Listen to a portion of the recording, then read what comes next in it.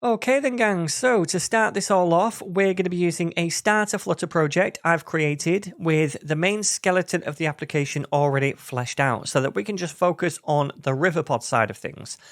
So you can grab that starter project by going to this GitHub repo right here, Flutter Riverpod tutorial, which I'll leave the link to down below the video.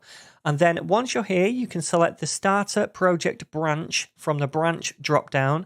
So this branch contains a bare bones Flutter project with just a couple of screens already set up and ready to go. To download it, just go to the code button and hit it, and then select to download a zip folder of this branch.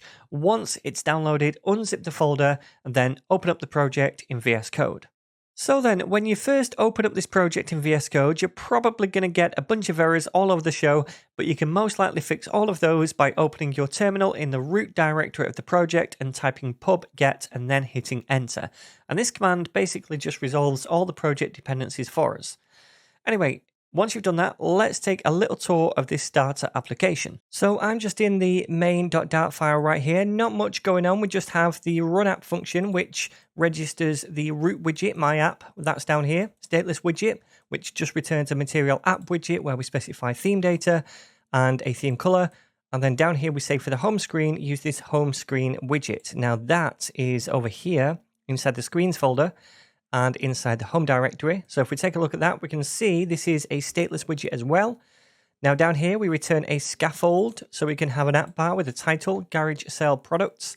And then for the actions, we have the cart icon widget. Now that's a widget I created, which I'll show you shortly inside the shared folder, but it's this thing over here, the little picture of a shopping bag and this blue bubble, where eventually we're going to show the number of items in the cart.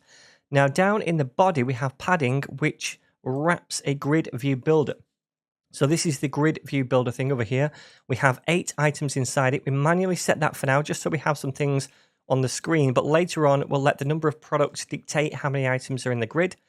Then we specify a few properties down here for the grid, like the cross-axis count, the main axis spacing, and so forth. And then down here, the item builder itself, which returns a container for each grid item with a bit of padding and a color, which is kind of like a blue-gray. And we make it really faint, which is what these are over here, by using this with opacity property. All right, so that's the home screen. Eventually, we're going to output all the products as items in this grid, okay?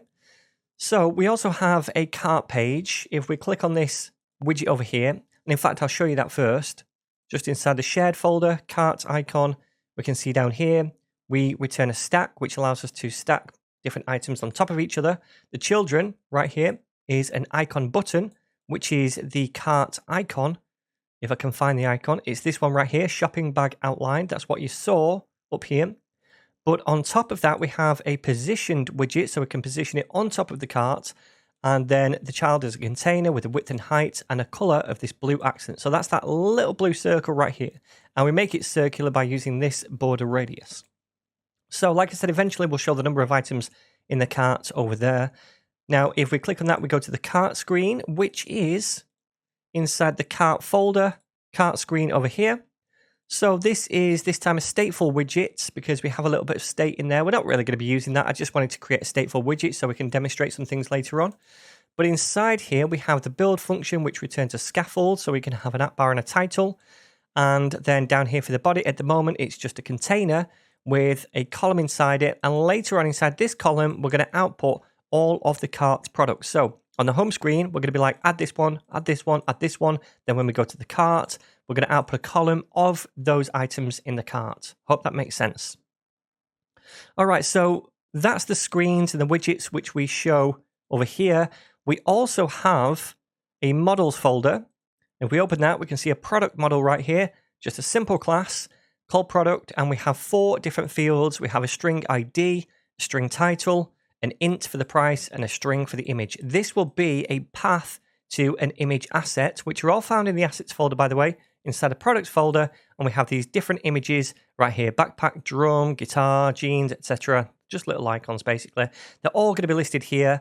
And then obviously when we add them to the basket, they're going to be listed here as well. And we're going to show those pictures for each product.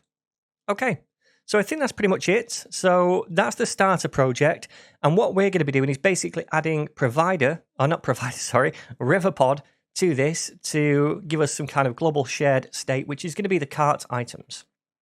All right, so I've already run this project by going to this icon over here. If you open the main file and going to run without debugging, you have to have your emulator running first of all. And again, if you don't know how to do any of this, make sure you definitely check out my Flutter Masterclass series first of all. Okay then, so the next step is to install Riverpod into our project. So I'm just on the Riverpod docs here to see how we do this. And on the Getting Started page, if you scroll down a little bit, you're going to see a bunch of different Riverpod packages that we can install. Now we're going to be using a few of these packages as we progress through the course, like the Riverpod annotation package and the Riverpod generator one. But for now, just to get started with the basics, we're going to be using this Flutter Riverpod package right here. So copy that command and then head back to your code. Okay, and then once we're here, we can open up the terminal and you want to paste in that command and press enter. This is going to install the Flutter Riverpod package for us. It was actually already installed for me, but you'll need to do it to make sure it's installed in your project probably.